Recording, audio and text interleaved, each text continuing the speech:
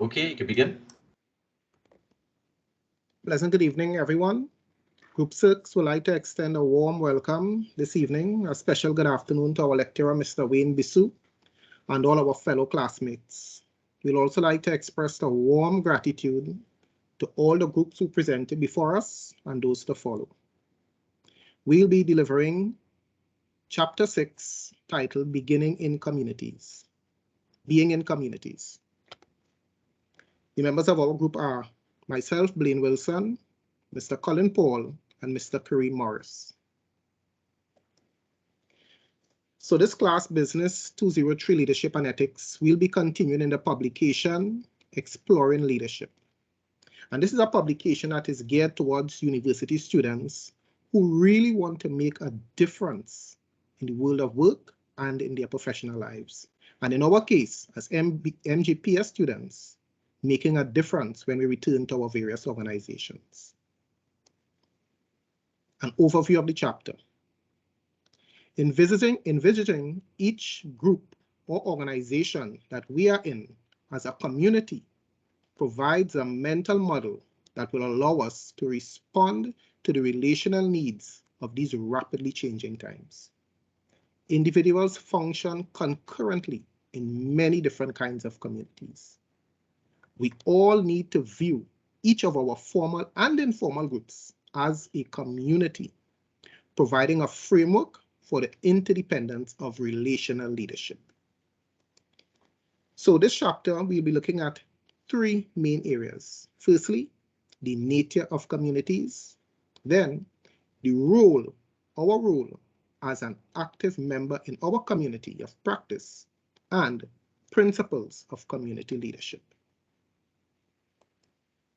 Community. So what is a community? Well, it's a group of people living in the same place or having a particular characteristic in common. Persons living together, practicing common ownership, sharing or having certain attitudes and interests in common. So we will hear certain terms being used today. You may hear persons saying, I'm a resident of the Charlottesville, Laventille, Chaguanas community, or someone may say that they are a member of the gay community. And then we may hear of the farming community, scientific community. So you realize communities are multifaceted. So why it is important? Well, knowledge and belief that communities are valuable, also becoming skilled at developing communities are an essential part of relational leadership. You see, communities, whether they exist as groups, teams, or organizations, or whatever incarnation, they form a basis of our society and our existence. Thus, the way we relate to each other shows how much we value our community and, by extension, our society. And why is this important? Knowledge about communities, that is, believing in their worth while developing and sustaining communities, are important aspects of a relational leader. Having a good understanding of communities is essential to creating and nurturing the context in which the group or organization function. So it really is up to each and every one of us as individuals to continue developing our relational leadership skills and gaining the knowledge about communities, because this provides the basis for a properly functioning community. So we look at communities in two ways. Now, first, we must understand that there is no ideal or perfect community. It simply does not exist. You see, most communities strive to improve and make themselves better, creating supportive groups and environments even within that community, even if the methods they may use may seem a bit unorthodox. So communities make up our society. They comprise of groups of imperfect people with both strengths and weaknesses, gifts and talents. So there are no perfect community. So where we live, where we work, where we learn, where we are nurtured, all these are our community. And these imperfect communities need that support. We need to ensure that there's a nurturing environment so that we continue to produce leaders in whichever communities we are. J.W. Garner, in his 1990 publication called On Leadership, made a significant statement. He asserted that skills in the building and rebuilding of community is not just another innumerable requirement of contemporary leadership. It is one of the highest and most skilled, most essential skill that a leader can command. So like Ghana, when we look towards the future, we should be confident that among the masses within our community, there are individuals with the drive, with the energy, with the passion to lead. But we must seek them out, nurture these individuals, and by our dedication to leadership and relational leadership, our commitment, we can even have the times of today being improved. Community leadership. So we look at relational leadership. Now, this is a communal process of people together attempting to accomplish change, to really make a positive difference that will benefit the greater good, the entire community. And in doing so, you will be being purposeful, inclusive, empowering, and ethical. So this calls for really attending to the community, seeing it as a discipline. When we say a discipline here, we talk about a concept to be studied, to be learned, and to practice. You see, as leaders, knowing which leadership style is important and effective for our team is important. In our community, we can significantly improve on the morale and our development. Relational leadership emphasizes building relationships in the workplace and using those relationships to work towards a common goal. Learning more about this leadership style can help us to determine if it's a smart choice for us to continue as management and for our team to continue to be able to produce leaders. So within community and leadership, it's very important that we have these main points here. That we not be self-reliant or be focused on propelling ourselves. So we should not look within, but look outside. Look at our community and see how we can improve each other. And we must be understanding of self in relation to others. So the world has a view that we think of ourselves, a me, myself, and I attitude. But in relational leadership and community, you look at understanding others and how you react to them or how you fail to react to them, or we support them or fail to. We must also focus on participants and working together. So it's really focusing on the external and how we can contribute to that community being able to achieve its goal. And also provide a platform for overall commitment and individual value. So everyone within the community should know that they are valuable. And we must have that commitment. And when we do that, we'll really be promoting a healthy community. And this, for some of us, may require a paradigm shift, thinking and doing things differently.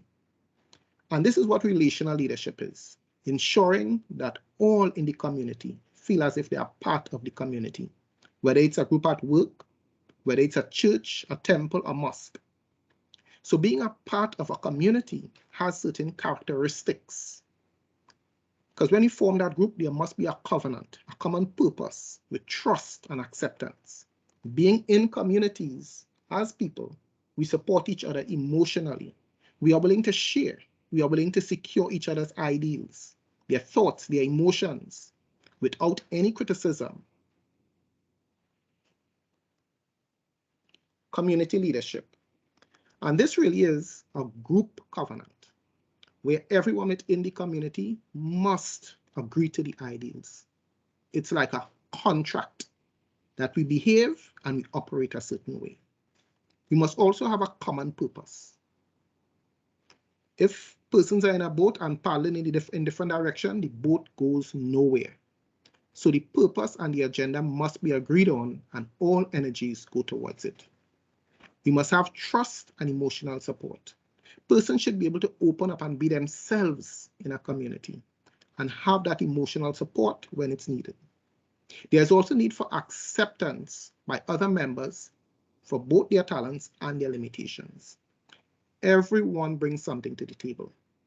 And if a pot is being bubbled, it requires different ingredients. With all the correct ingredients, we'll have a beautiful meal. So what everyone brings to the table is important. So you want to show acceptance and also accept persons for their limitations. And then there are thoughts and opinions, where persons' view may differ from ours. And where someone's view differs from ours, it does not mean that they are against us. This is what makes an effective community. Because this independent thinking may be just what the community needs at a specific time. And then there is role modeling and mentoring. For communities to continue to grow, it's very important that that community continue to nurture and produce future leaders. And this is how the will continue to improve and go from strength to strength as time goes by. So it's very important that as a community, when we need to be productive, we work very hard towards that goal. And when we need to play, this is something we must do joyously, enjoy each other's association. So at this point of the presentation, I will now like to hand you over to Mr. Colin Paul, who will be delivering on the part elements of community.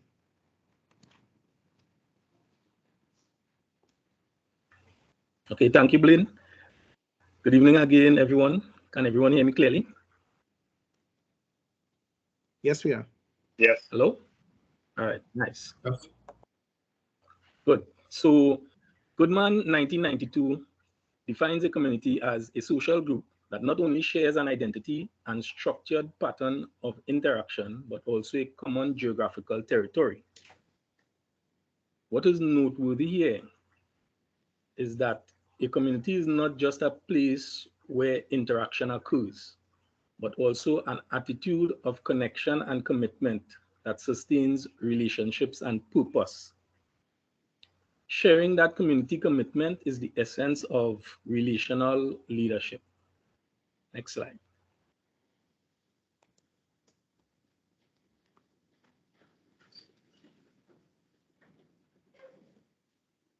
It is expected that communities know that they are a collection of individuals who can accomplish their goals through trust and teamwork. However, there are basic elements that make communities effective. Teamwork requires processes to make decisions, methods of communication, and a commitment to some level of participation by community members. So for example, a simple phone call to check up on a member of the community may not be seen as leadership, but the fact is that group would have noticed that a member's absence is important, and that sense of care and concern is what demonstrates shared leadership. Next slide. According to Gardner 1990, effective communities practice the following 8 elements. First, we have wholeness incorporating diversity, which we can see an example of in this class, having come from different divisions of the Ministry of National Security and being put together for one common interest. This diversity of our personalities, ideas, thoughts, and backgrounds have given us the ability to learn from each other and support each other. Next, we have a shared sense of culture. Again, as MGPS students, we all fall under the umbrella of the Ministry of National Security. And being in that military/paramilitary setting, there are cultural aspects that make it easier for us to identify with each other and interact with each other. good internal communication. We have a network of chat groups within which we communicate and share information. In this class, we even receive electronic newspapers on a daily basis, thanks to Mr. Gibbs. Okay, there is sharing, there is caring, trust, and teamwork. There's group maintenance and governance, which we can attribute to Mr. Bisu, who is our academic advisor and the person responsible for taking care of our academic concerns and issues responsible for the successful completion of the course, for example, registration. Next, we have participation and shared leadership tasks.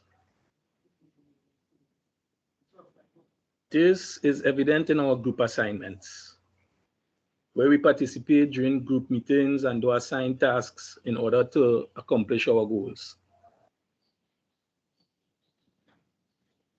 The next one, the development of young people or new members.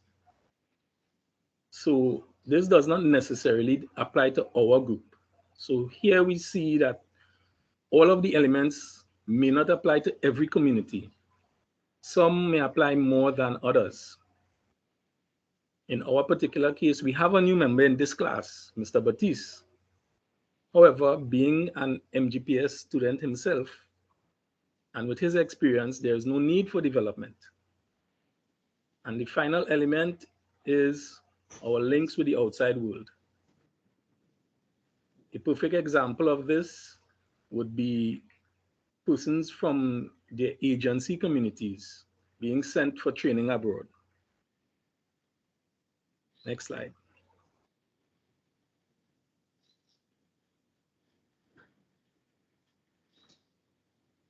So, what are the changing views of community? Well, it seems like we are moving from being a homogeneous grouping of people with common ideology, race, class, geographic proximity, professional networks, and meeting face to face, to being culturally and ethnically diverse and having diversity in many aspects, such as ideas, skills, experiences, talents, worldviews, and the use of electronic networks. Now, if all community members saw things the same way, had the same skills, and had the same life experiences, the ability to be resilient and face change would be limited. There's a quote by a gentleman by the name of Palmer, 1981, which states that community is that place where the person you least want to live with always lives. And when that person moves away, someone else arises to take his or her place. That could be a noisy neighbor, and when he or she moves, a messy neighbor might move into the neighborhood or into the community, right? Some people express concern that electronic communications like email, text messaging, and chat rooms diminish community. But although it is possible to become isolated when you are part of an online community, face-to-face interaction is facilitated when using electronic devices with cameras. So we constantly on WhatsApp video calls, and we could facilitate video conferencing calls for meetings, etc. We need to remember that the online community can be dangerous when compared to offline interactions. Next slide.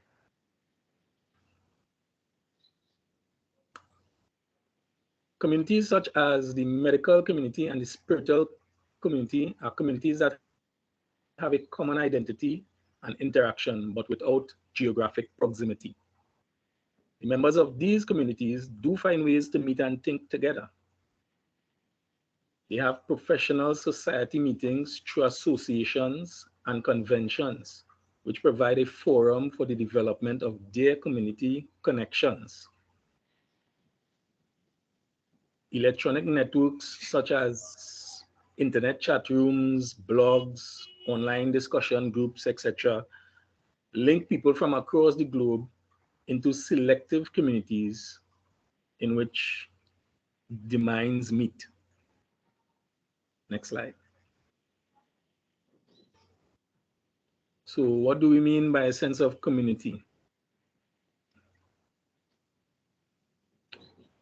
In this instance, you do not actually belong to a community, but you can find identity and feel a sense of community with others without interacting through your emotions. For example, if you participate in community service concerned with abused children, you may feel anguish over the latest tragedies reported on the radio and can empathize with the social workers that are struggling to find solutions. Next slide. Okay, so here's a quote from Mr. Martin Buber in his 1958 classic book entitled I and Thou. He says, in our life together, some form of community is what makes life worth living. And he describes community as a group of people who have made a choice around a common center. This group of people is not a collection of people who all think alike. They are people with differing minds and complementary natures. To develop communities like this is dependent on relational leadership. It values inclusion, empowerment, and working together towards a common purpose. Next slide. Okay, so in these communities, we must remember that openness is a central practice. True dialogue requires listening and being willing to give up the need for control, even when your ideas and thoughts are in conflict with those of another. We must be able to demonstrate control when our views differ. Don't be quick to anger and fly off the handle, so as we say. And accept that an individual member's needs may not always be met. And also keep in mind our commitment to the greater values of the community. So when we work as a team, building on each other's ideas and plans, they evolve into better, clearer plans. Remember, enthusiasm and success are contagious. You can't spread it to yourself. Next slide. Communities of practice. So communities of practice are those communities to which an individual has an engagement with others who are working towards some goal or action in some meaningful way. We may be involved in different communities of practice to different degrees. Nobody has enough time or energy to be highly involved in every community with which they identify. However, being in a community involves engagement.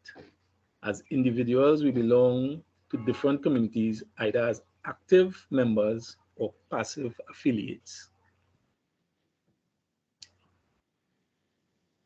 So what this means is that a person can be in a community and not speak or communicate with anyone or be very involved in all aspects. For example, our children's school PTA. Some parents are very active and vocal, while others are passive and non-participative. Next slide. Being in communities of practice involves having an engagement with others who are working towards some action, creating an environment that bonds people to that particular community, being committed to a shared purpose, and being able to generate and regenerate its sense of community.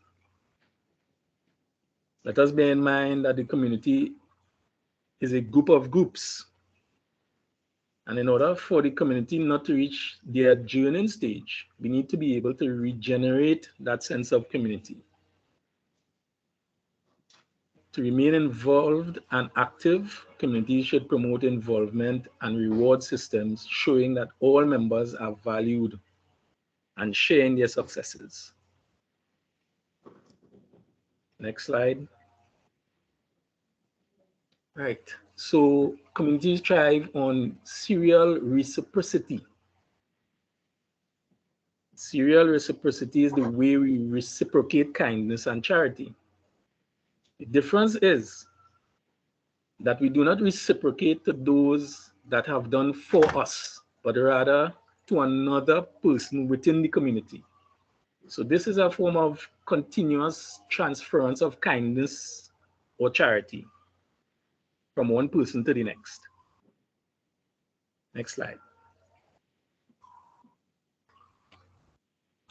Mr. Arun Gandhi in 1998 shared the lessons he learned as a small boy from his grandfather, Mohandas Mahatma Gandhi. Here we have a picture of Mr. Mahatma Gandhi, which all of us should be familiar with.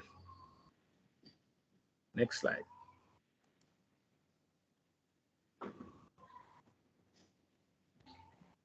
These lessons that we are seeing here are his grandfather's reflections of what caused the violence in human life. The first one is wealth without work. This is where people manipulate other people and things to acquire wealth at the expense of others.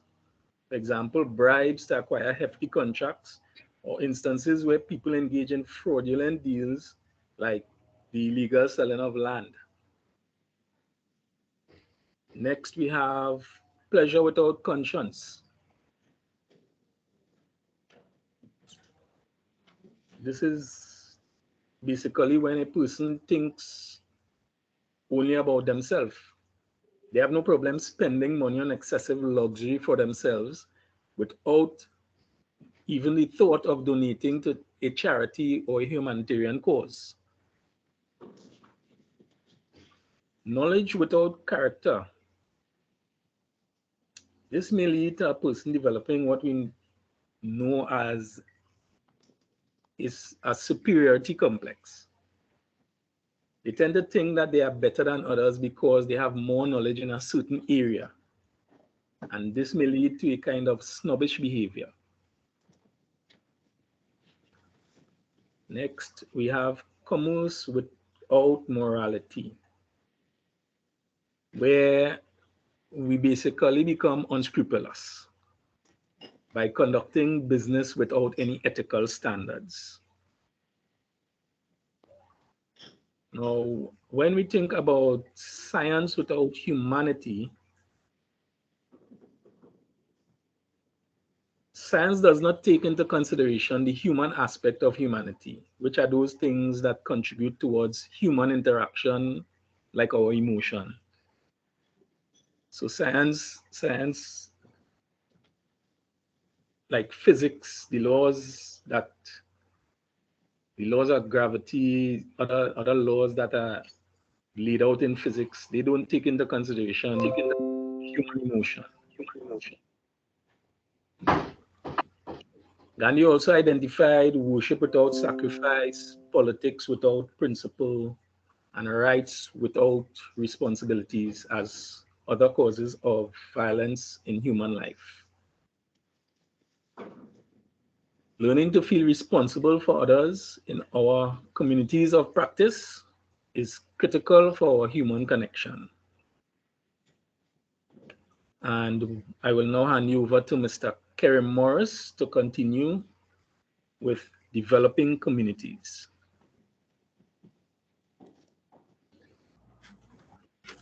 Thank you, Mr. Colin Paul. Pleasant good evening to all. Developing communities.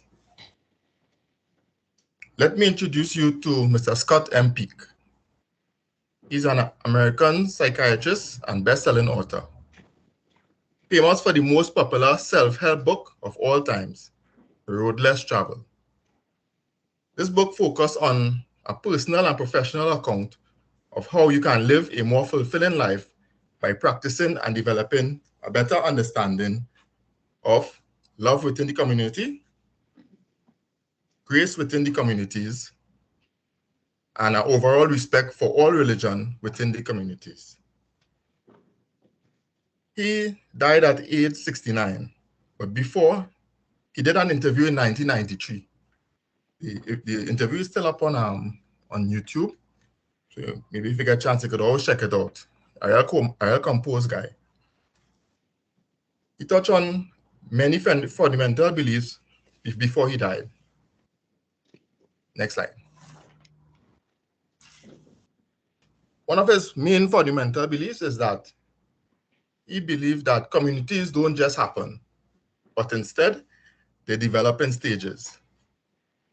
Just like how individuals are unique, so he believed communities are unique as well. Scott M. Peak then went on to list 4 stages to achieving true community. True community is designed or is defined as the final stage of when you are really honest with each other. The first step in developing true community is known as pseudo community. In this stage, people pretend to have an open and balanced friendship with each other. So you're coming home from work on an afternoon and pulling up in a garage and you see a neighbor. He exits in his car at the same time. He calls out to you, you in turn call back out to him, and you'll carry a perfect conversation. Deep down, you can't stand the individual, but practice avoiding conflict. What you all did there, you all are residing in a pseudo community. Presently, almost everywhere we go, you can find a such community. The second stage he went on to was chaos. He deems that chaos is good, and it's like moving forward in one stage. In this stage, he started being more open and more open to one another. So now you will tell someone more of how you feel. Like, if you really think that someone is like annoying, a really annoying person, you'll open up to that person and you'll let them know in this chaos stage. A period of competing interests, agendas, and cliques start to become a united front. Start to become a united front. It's a time that people in the community realize that differences cannot be ignored. Chaos looks counterproductive, but it is the first genuine step towards community. So as much as it might look chaotic, chaos is really the first genuine step towards the community. He went on to the third stage. Third stage is emptiness, and that's when you get the realization that personal feelings, assumptions, ideas, stereotypes, motives can be barriers in communication. At this stage, you started to be real. You open up to who you are as an individual, and then you really, once again, start to be even more honest with yourself in this third stage. So in this emptiness stage, you start to be more real, open up to who you are as an individual. So you might come out now and say, but I really have challenges in this area. I really can, I'm not the best at this sport. And one writer went on to say that in the emptiness stage, there's also death of ego. So you have no ego at this point. And this is the third stage in terms of true community, which is the fourth stage. So the fourth stage is true community. In true community, people are complete. They're in complete empathy with each other. Great levels of understanding. They possess a lot of love, and people are able to relate with each other, other feelings. So this is what happened at the level of the true community. Next slide. Still in developing communities, Scott Peak, his model is patterned after Tuckman's team development stages. And that's where we touched previously on the stages of forming, storming, norming, and performing. Which shows that in the forming stage, people don't know each other, and individuals look at their leader for goal settings or direction of where to go. And in the storming phase, which is point 2, the team purpose gets clear about the goals, but is challenged by individual members and each other. Similar to the step 2, which was the chaos previously. In the norming stage, the common goal becomes clear and accepted by the team. Conflict now is avoided at all costs. Even though when encouraged, it really digs towards the best approach. And this stage is very important to leaders, because you want people to really go to the depths of bringing out what's really affecting them, so you could carry it forward as a leader to carry the best representation of what you want to carry forward. And the last stage is the performance stage, which is known as the ultimate phase. Team goals are over-addressed. Strategic awareness now increases within the team. Individual members care and support each other a lot more. Respect for conflict, which I encourage, are now managed within the team. So all conflicts now is managed within the team. Roles and responsibilities are clear, and people are focused on getting things done. People are also challenged and trusted for more since now they are more developed. So this is happening in the performance stage. Sometimes you want this to last forever, but it can't, because under this model, you can always make leaders who will go on to do this process over again. Making leaders is making leaders of their own. So you always come across somebody who is a good leader. In one of the groups I am in, Barry White, he always takes lead, and he's a good leader. And as much as you want him to always be the leader, you find he always designates responsibilities. So now sometimes he tasks small to take up the mantle. And small now, unwilling to him at times maybe, he's showing the potential now where he could be the leader. So the process, it don't last forever. And this is the same thing that has happened in the communities. Why are we unable to achieve a true community? And this happens because we keep adding a member to the community, or we keep losing a member to the community. So you find that the true community always now have to start from scratch. So that's why Scott Peak now is saying that it's hard to attain a true community, because we always had to be starting from scratch. But what he did, besides leaving it at that level, he went on to giving us the 7 community building principles, which is my next slide. These principles here are Scott Peak 7 community building principles. First principle is be committed. Commitment to others is a prerequisite for community to exist. So you must be committed. Step 2, be mindful.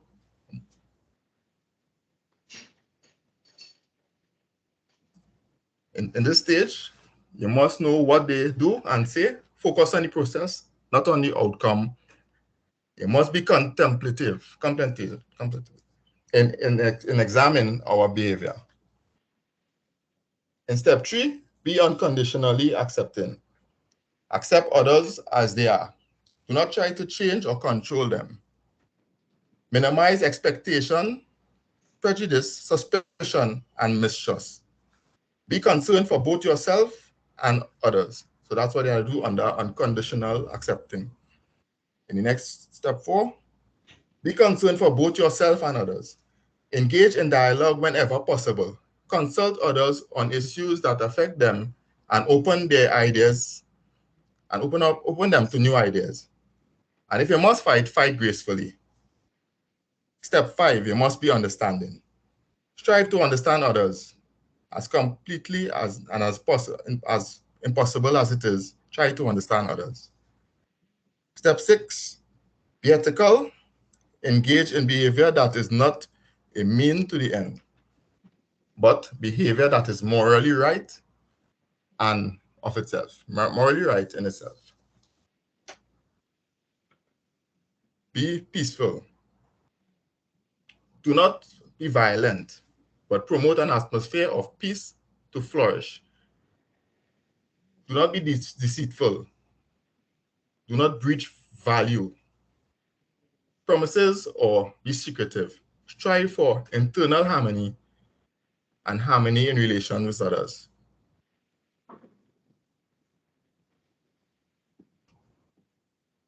Next slide. So far, all we touch on, this slide is in relation to it thus far. This goes on to talk about relational leaders and communities. You see, a relational leader is someone that empowers others to be leaders in their own right. A relational leader is able to delegate certain tasks, making the organization run more efficiently. So all what we talked about previously, what I talked about previously is what contributes now to making someone a relational leader. Rational leaders, they go through a process of people together attempting to accomplish change or make a difference to benefit the common good.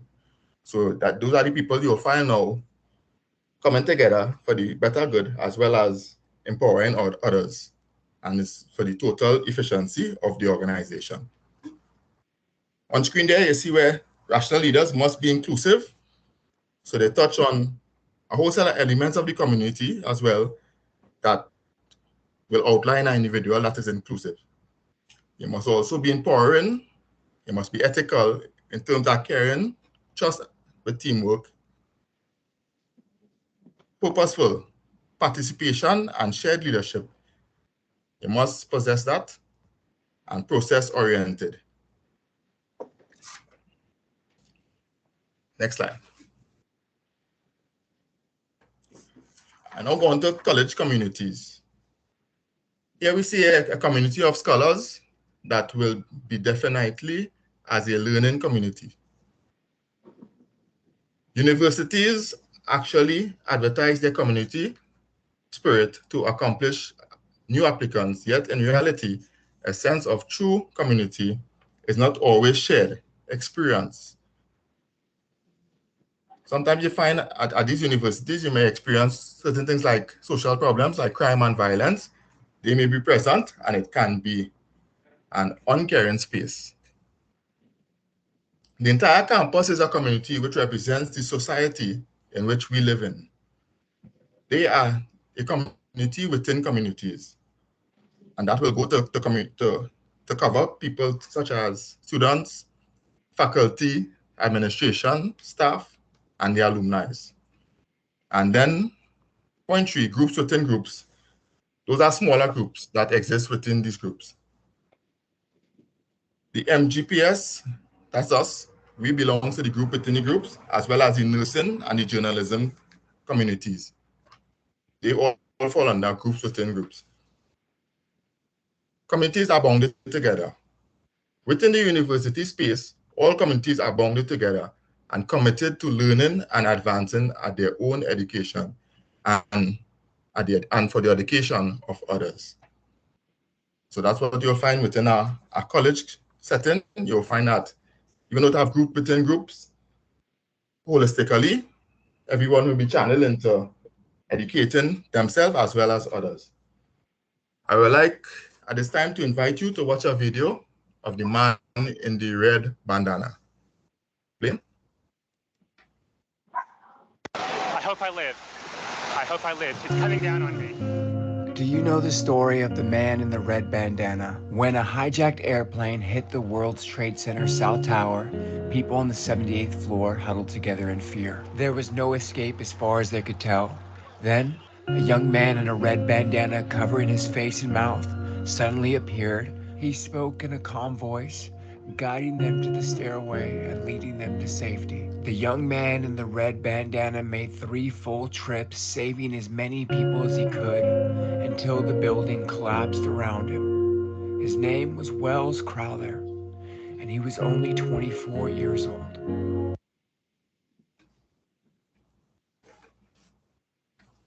What you just saw there is that our group in discussing, we realized that even though we are thinking about our immediate communities, and anywhere could become a community.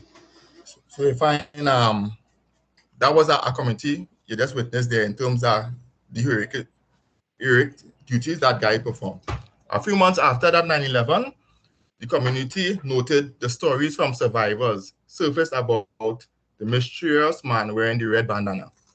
When Alison Crowder read the article about the hero in the New York Times, she knew that man was her son, 24-year-old Wells Crowder.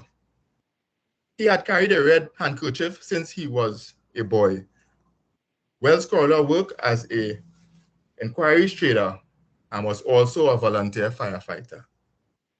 At this juncture, I would like to hand over to Blaine Wilson, my colleague and also the group leader, as he finished the presentation. Thank you. I hope I live. Thank you, Kareem. So now we would like to invite everyone to participate in an exercise. Because as you would have learned during this presentation, within our community, there is quite a lot of diversity. So this exercise is really designed to encourage us to look within ourselves and see how much we are similar and how much we are different. So it's really going to be a moment of self-reflection. So you can use the raise hand feature, or in our WhatsApp group chat, you can comment. We just ask a few things: that you be respectful to the view of others, the comments of others, and that what is said here stays here. But please take note of our diversity, our similarity and differences as you respond to the questions I would ask. First question: did you grow up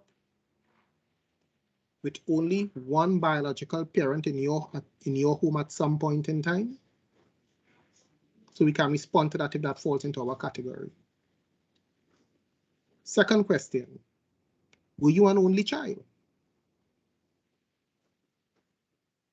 Third question: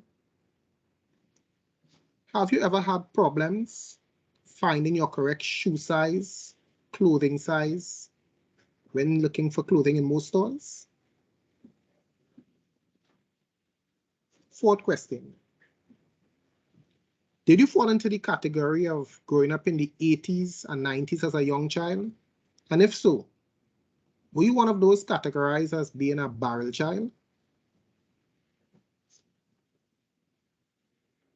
Fifth question: have you ever been told by your parents that you are handsome or beautiful and that you are capable of achieving all your dreams? Sixth question: have any of your co-workers assumed that you got on this course because of your affiliation? Question 7: do persons in your workplace refer to you as a blue-eyed boy or girl? Eighth question: do you at times cry silently when you're alone because you have lost a very close family member in death by either crime or because of illness? Question 9: do you have a family member or relative who would have served prison time?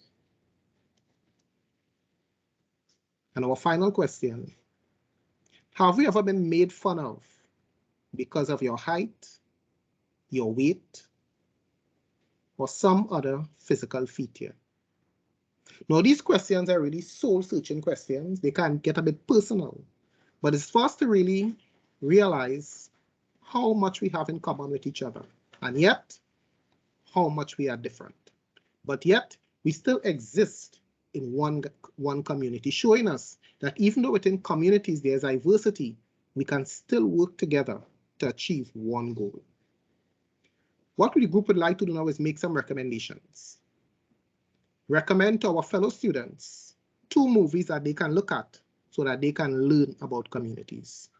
The first one is a 2003 movie that we are quite familiar with, Matrix Reloaded. And in this movie, Matrix Reloaded, here we will see 2 different communities. It's really a sequel to the movie The Matrix. And it's 2 feuding communities. And the idea here is that a community is built on technology and that the human race will no longer be supreme.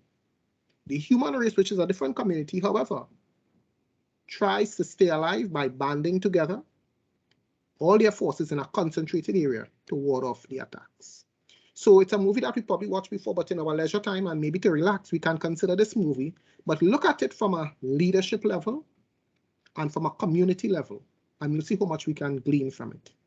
And the second movie I'd like to recommend is X-Men, a 2003 movie. And this is a Marvel comic movie. And this brings to life a tale of a group of people also known as mutants with special powers, And they are forced to live in a world among those who do not like them. So the mutants now create their own community within the community in order to withstand the oppressive nature of the society. And each mutant within their community are treated with respect. And they have something special to contribute towards the community or group. So we want to encourage you, if you have the time, to look at these 2 movies, and we'll certainly allow you to really benefit more from this chapter in our publication. And to sum up the entire chapter, well, this evening we saw that viewing any group or organization as a community of people working together for a shared purpose enhances relational leadership. Thinking that of a group as a community connects participants to a shared paradigm of expectation and obligation. To flourish, communities require relational leadership. Relational leadership practices value communities as the context in which meaningful change can occur. So now we'd like to thank everyone for listening to us this evening. And do we have any questions?